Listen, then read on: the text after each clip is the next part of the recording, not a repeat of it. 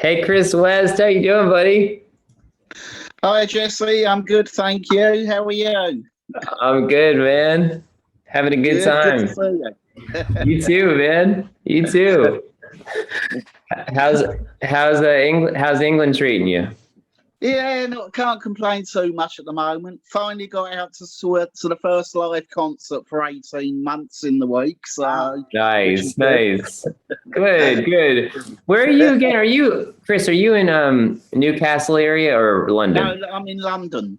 Okay, that's right. Okay, London. I Yeah. forget. Is Rob in London too, or is he in Rob's New? in London as well. Yeah, Oh, okay. Are you he's talking about about Rob 20 Ellen? minutes. He's about 20 No. minutes from me. Oh, cool. No, another Rob, Susie. Sorry about that. I didn't mean to interrupt. Oh, that's fine. Yeah, No, that's I all Rob Ellen is cool too. I know him and other. Yeah, that's great, Chris. Well, we just booked a bunch more shows over there. We haven't booked our London show yet, but we just booked some really great shows in Bath. Oh, yeah, yeah, Where else? In Southport, up north of Liverpool. So they're really yeah, excited about the shows that are coming in. yeah. Are you doing Newcastle? Yes, we are. Yeah. We're just waiting to find, we've got a couple offers there and we're just kind of figuring out the Yeah. perfect place to play. Well, I know Rob and I are both Hi, hoping to get up Sarah. there when you do Newcastle, and we'll Yes. see Alan and Viv as well. Well, we're up there, so Yes. that would be Yeah. a good one. That would But be London as well, that'd definitely be London, great. Jesse. Yeah. Although I think just saying hi to Sarah. Hi, Sarah. Thanks for hanging out. Of course, you can be muted. We still love you. But yeah, like Alan, I think most likely will be with me for the UK tour playing. Oh, of course, yes. For the whole, maybe I think the whole thing. I don't know. He's also coming out to the US, so he just has to let me know how much work he can miss. Somebody's got to have a proper job. It's not going to be me. All right. So Jesse, just let some folks know what we're going to do here. Sure. Yeah. No, no. You Yeah. take What happened control. was I messed up early on, and Jesse wasn't supposed to come on until like after. Oh, that's right. But it's not. It's not really anything big. I just want to tell you. First of all, we are recording it, but the recording is really only it's for history's sake. I Right. saw the concert, the O Museum concert. They're very big on archiving things, and this is going to be a piece of history, and they'll bring it up. They'll bring it on. It will be on the Music for Good website, but I trust it. Cool. Not a lot of people look at that. Yeah. That's But okay. if for some reason you don't want it on, just let me know. I'll tell you. It's still. Oh, it's fine. It's still good to know, but thank you. It's still Yeah, good. well, I feel like we have to tell people that what we're doing with it. Yeah. The other thing is, I guess what's going to happen here is, hopefully Ted and H will join us soon. They're on their way back here to the mansion. They were in Las Vegas trying to drum up, well, not drum up, but they've got some packages as far as the fundraiser next week, and Yeah. I think one of them is going to be, I can't, don't hold me to this, but I think one of them is going to be like time in Las Vegas. I know they have some in the Caribbean. There's got Wow. some cool stuff. But they're going to hopefully be on soon and join this. And you'll get to meet the incredible Ted and H Sparrow. And H is the visionary of all of this in the mansion. And Yeah. what's going to happen is either Ted or myself will ask some questions, but we really want to encourage, if you have, it sounds like you all know Jesse, so maybe you don't have a lot. But if you do, feel free. And before I ask a question, I think everybody should, don't you think we should give Jesse a big hand for such a great job he did? Yeah. Yeah. Yes.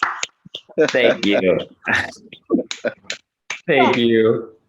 All right. So Jesse, I'll start. And then everybody ask any questions if you have any. If not, I have a whole lot as well. That's good. Okay.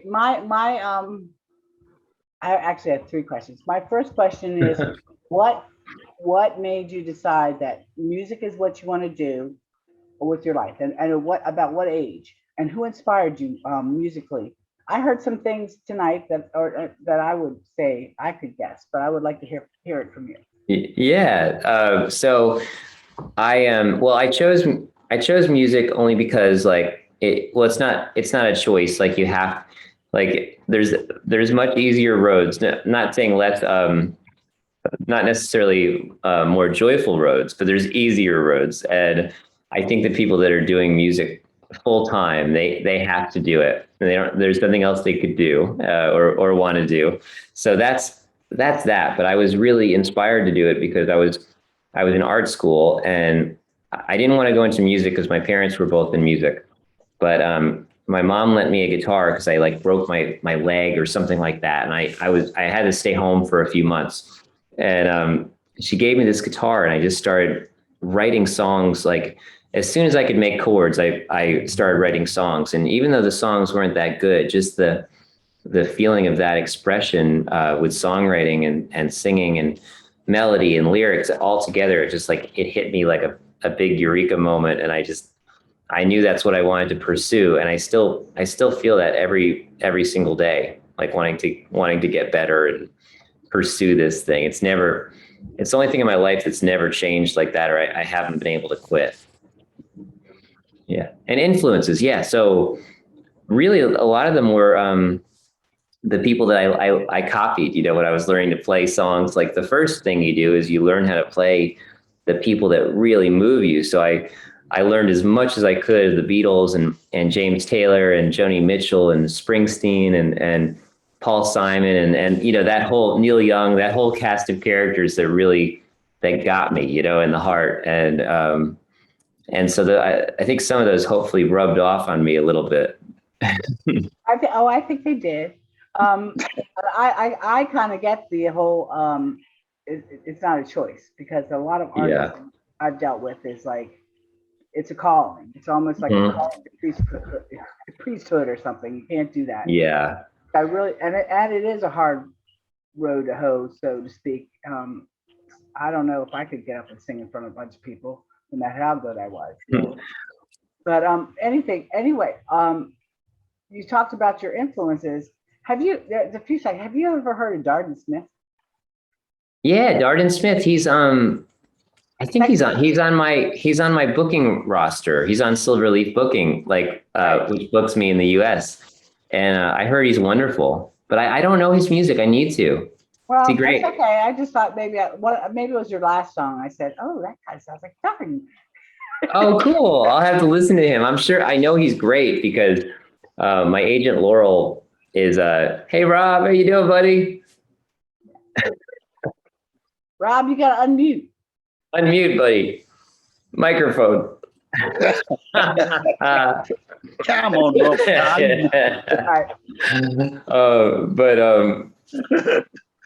Yeah, sorry, Rob threw me off there. There he is. Hey. what an entrance. What an entrance Rob made. But I think, you know, Laurel only books really fantastic singer-songwriters, and I love the whole roster. You know, yeah. I mean, I just love everybody. You know, like you hosted half the roster, so. Yeah, well, I know Laurel well. Yeah. She's a sweetheart. But, she is. I'm gonna ask you one more thing, and then I'm gonna open it up to everybody else. Yeah. I remember there was a concert, and I can't tell you exactly what the story was, but I thought it was fascinating. You were in either New Zealand, I think it was New Zealand, and you were around a campfire, and there was alcohol involved. And I just thought it was the funniest story. Do you remember the story I'm talking about? No. Is it one of my stories? Yes. Yes. It was like it wasn't just alcohol. It was moonshine kind of alcohol. Oh my gosh. Yes, I remember. Oh no, you mean the kava? The kava. Yeah. I love that. Okay, so yeah, not alcohol, but well, I assumed it was alcohol, but yes, yeah. No, you're right. My memory is not too good. I haven't told that story in a long time, but yeah, it was you know, Jess and I were over in the islands, and you know, in the South Pacific Islands, they don't. Most of the places don't have many beer bars. You know, typical bars that we think of. They have kava bars, and they've been drinking this kava for you know thousands of years. and it's just a root they pound, and they mix it with water, and it looks like this mud, and you drink it, and it's just the most vile. I mean, it burns like, probably worse than any whiskey or moonshine would burn. But after about 60 seconds, you're hit with this wonderful wave of euphoria, and I don't think they allow people to drive after drinking it. Well, I guess that's why I thought it was alcohol. Maybe. Yeah. Yeah, and you can get it over here. It's like it's bad for the liver, I think, but it does relax you, and after you drank it over there, you realize why people swear by it in the islands. Wow, I'm gonna have to check it out. Yeah. So I want to open it up. Does anybody have any questions for Jesse? Because if you don't, yeah, Jesse, can you send me some over? Hey, Rob. What? Oh, he just wants to know if I could send him some kava. Will do, Rob. always one. I'll be at the post tomorrow morning for you.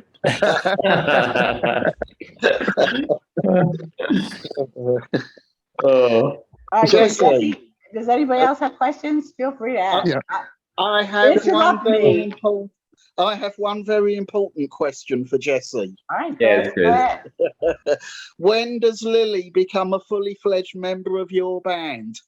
After the video you put up earlier, her rhythm was fantastic. It is fantastic, and that was just a short clip. That video is like 10 minutes long. Yeah, she's got great rhythm, and there's a grand piano behind me here, and she sat right down on this when she got here, and she's really, it's wonderful to see her out in the world again, because she wasn't shy. Like before COVID, she wasn't shy at all. She would go up on stage and check the mic at like 6 months old and say hello to the crowd. She loved it. She loved when they applauded for her. And but when when we started going back out and playing live shows in like June, she was very shy, which makes sense. She hasn't seen anybody for like 18 months, but she's really starting to come out of her shell again now. And it's really wonderful to see her personality and her love for music and people.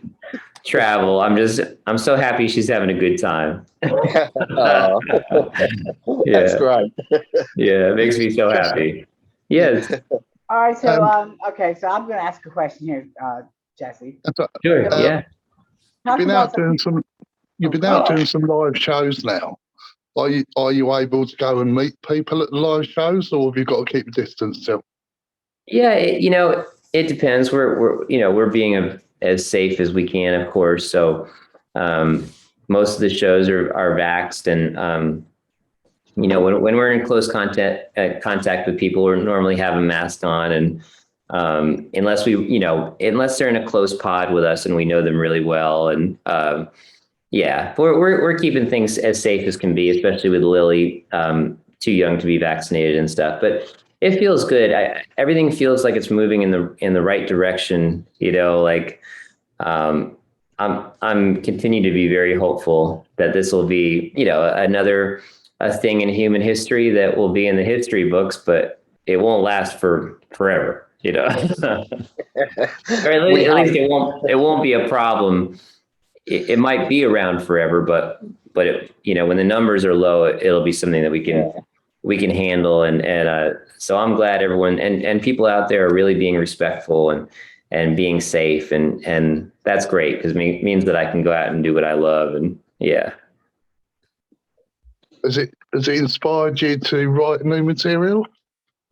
Yeah. I'm working on something now, and kind of one of the things I'm doing with the Patreon is I'm like committing to share at least one new thing with the patrons every month. And I probably wouldn't share brand new songs with the general public anyway. So it's kind of given me a place to share those. So I'm finishing up something soon and hoping to share that on Patreon in October, and hopefully get at least one new song there a month, because now it's time to write the next album. It gets, as much as you can love an album so much, but it gets boring as you after you've been playing it for a year, even 6 months, it starts getting where you feel like you need to push yourself somewhere else. We'll have to start requesting more obscure tracks then.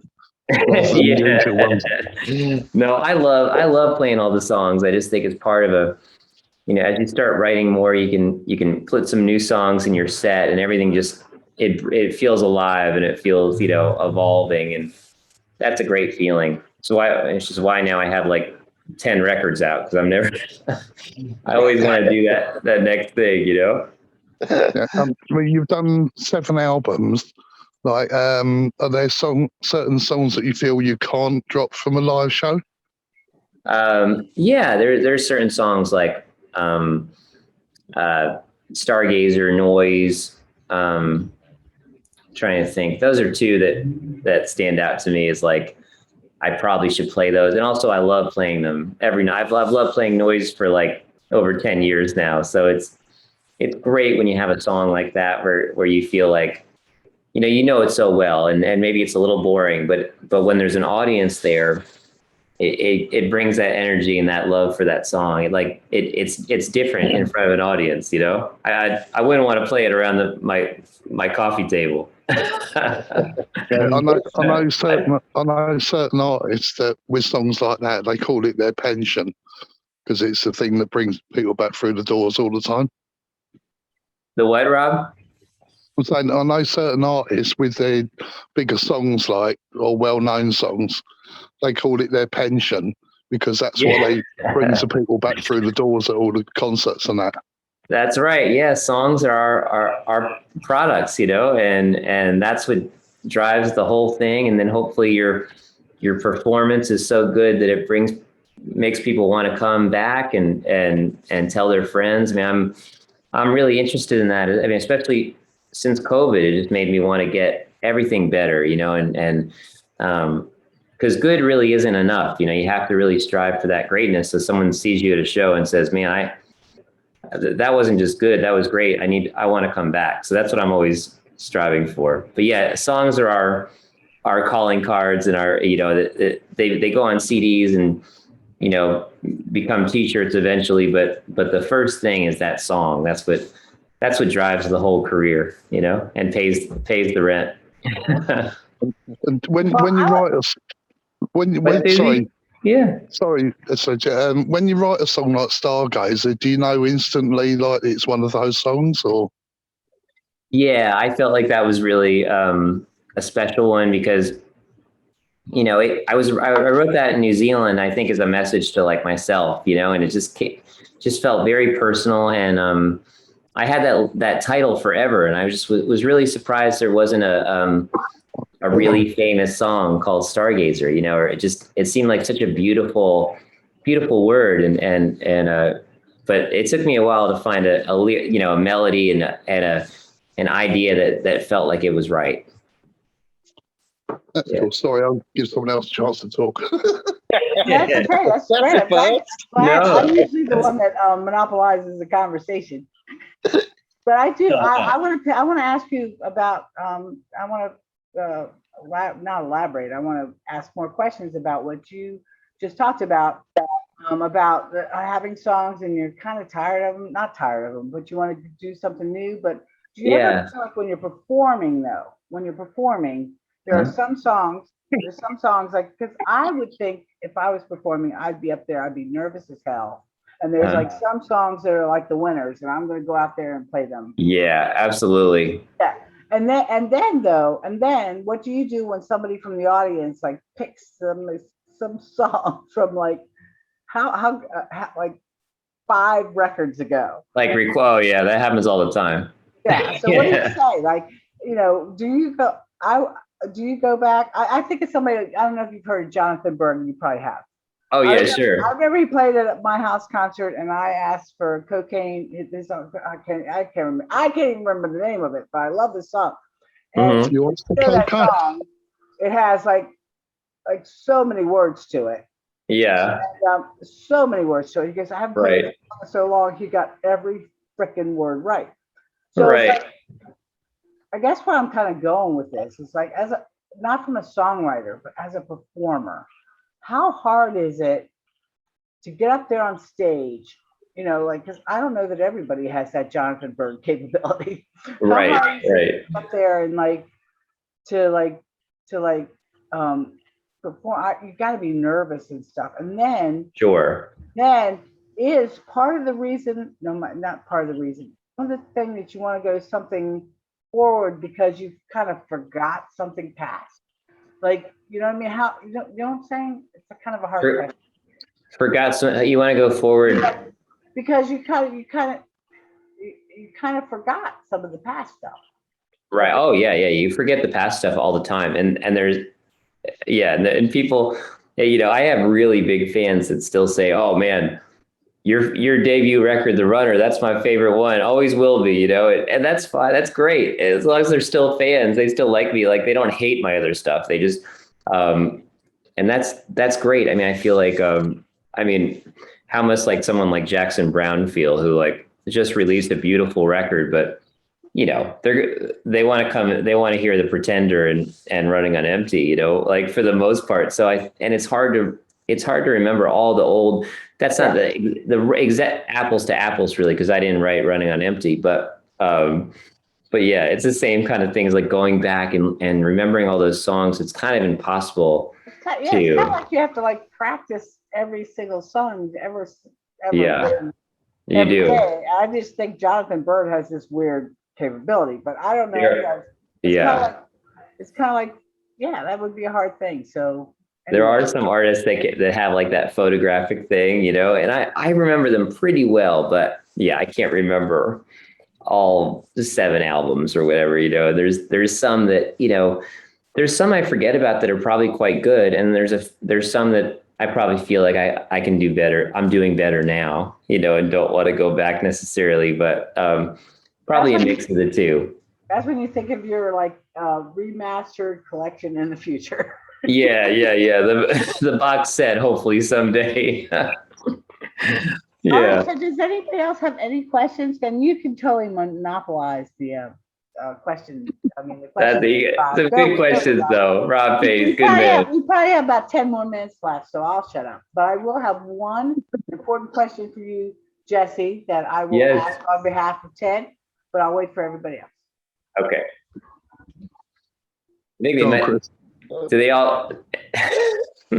Anything else, Rob? It's okay if you're all out. Following on from what you just said, have you ever had requests and then thought, yeah, I can do this, got halfway through and thought, damn, I've forgotten the lyrics? Yes. Last night. Yeah.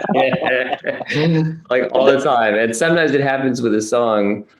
What did I forget the other day? I forgot I played it tonight, Innocent Ones. I was playing in Philly on Friday night, and I just forgot, like my mind might have drifted somewhere else, and I just forgot the chords I was playing, you know, and it was so bad I had to stop for a second, which I never do, you know, but I laughed and the crowd was fine. Like, I mean, I've learned that crowds are, if you're comfortable with yourself, they're very forgiving. And, you know, I mean, so much performing and the whole thing, like I'm not a super cocky, arrogant guy. Like I get nervous, like there's so much of this whole performing thing I'm learning as I go is just, it's so psychological, it's mental. There's breathing work that I do. There's so many thoughts that as a human being, you have so much fight or flight response, and being in front of people when you're vulnerable, when you can screw up, is like not a natural thing for human beings. So you have to fight those like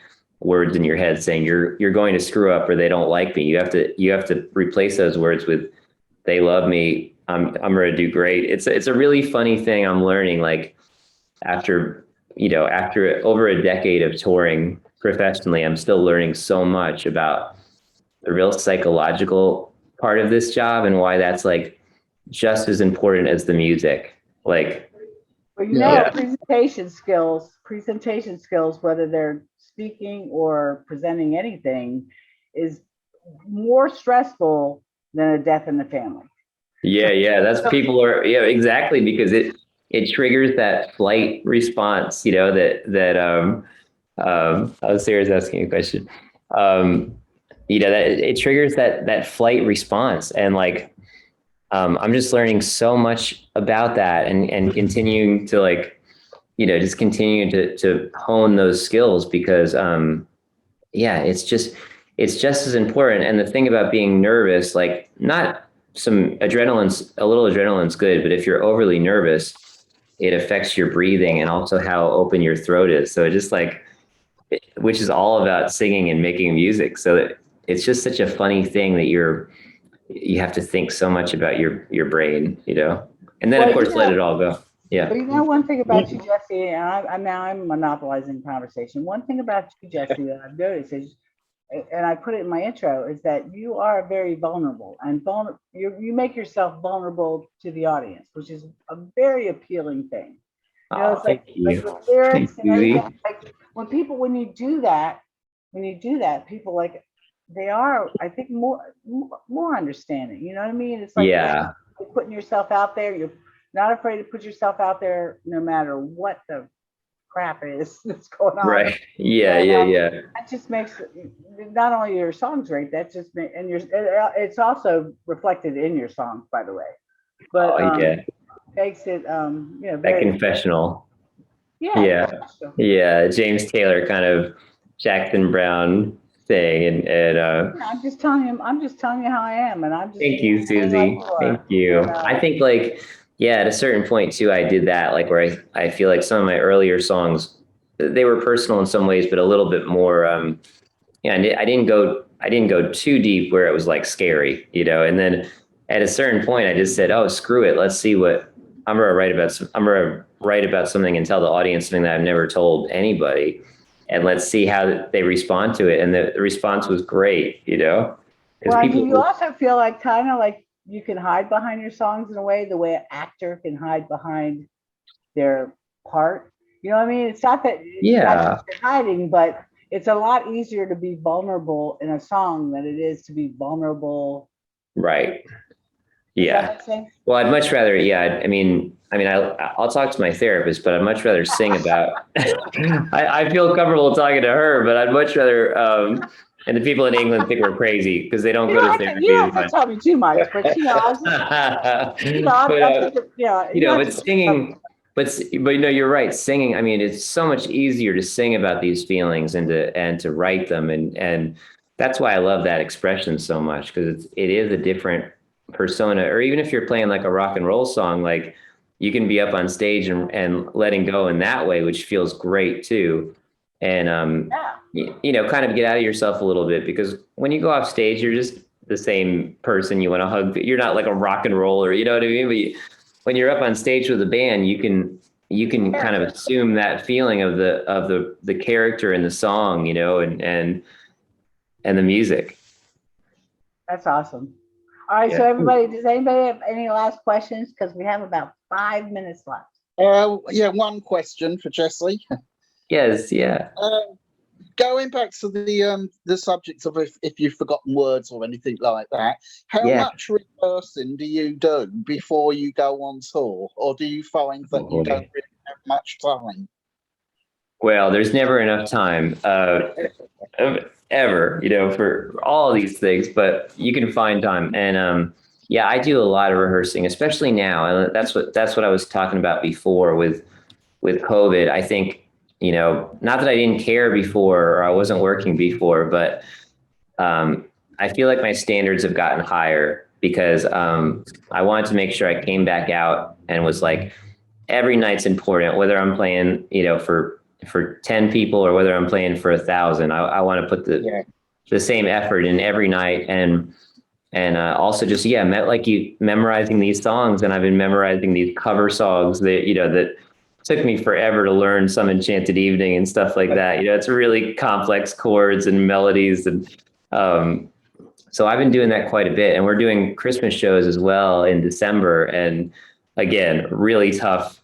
Those old Christmas songs are like beautifully written and arranged, really hard chords. And so we're doing a lot of rehearsal. So, I mean, that's a big part of not being nervous too, is just preparation, you know, like if you leave time, and that's something that I feel like in this world we're in right now, there's so much focus. It's really important to promote yourself and to be on social media and stuff, but I don't hear people talking enough to young people about just pursuing being great, you know, and working on being great. And I'm speaking to a college, I think the week after next, and I'm going to talk about that, like these young kids, and some of them might be better than me, but like I want to make sure they know that it still matters to some people that they're at that high level, not just how many TikTok followers they have. That's still important to me anyway, and we're missing some of that. Kids are definitely getting the message that social media is important. I don't think we need to stress it anymore. Well, I think it is important when you're doing the song to actually become the song. Yes. So you engulf the whole feeling of the song, and it comes across so much better. But like you're saying, you come across as vulnerable, but you come across as approachable as well, and that counts for a hell of a lot with an audience. When they feel they can relate more with you, rather than there's someone up there on a pedestal that I can never get. No, I'm not. I'll never be that, no matter how popular I get. Well, but that's also something that social media has done. And social media has made people more accessible, if you know what I mean. Like, yeah. Well, yeah, and you're encouraged to. I mean, you're encouraged to share everything, not just that. Like now, it's like the day of the big record companies, all that stuff. You're out there on your own for a lot of things. You know what I'm saying? Yeah, absolutely. Oh, well, I want to say, so Dorothy wrote, Dorothy, don't worry, it's all good. We were streaming to multiple pages, so if you only saw 4 on one, that's okay. There is a good bunch. I was about to ask that I got in the conversation. And Sarah, Sarah, I love you. We were in the living room at 35 East in Ardmore, Pennsylvania. We're sorry we missed you, but nice, but make sure little venue.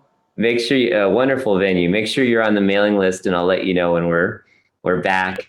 And actually, I'm back in November. I think it's sold out, but they might open up. So check my website too. I'm back in the area in November. Great.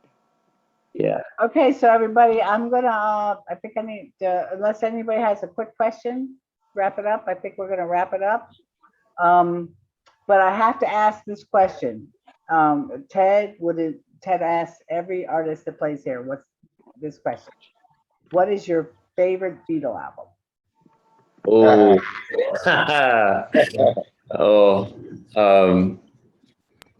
The next one.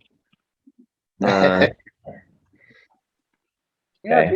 like he's got like so many Beatles. No, I've been listening to the Beatles a lot because Let It Be, the remixes just came out, and like a lot of alternate takes just came out and stuff. So I've been loving Let It Be so much, but I think overall the one that I can kind of go back to all the time, I was just going to say Revolver, but Sgt. Pepper's and Magical Mystery too.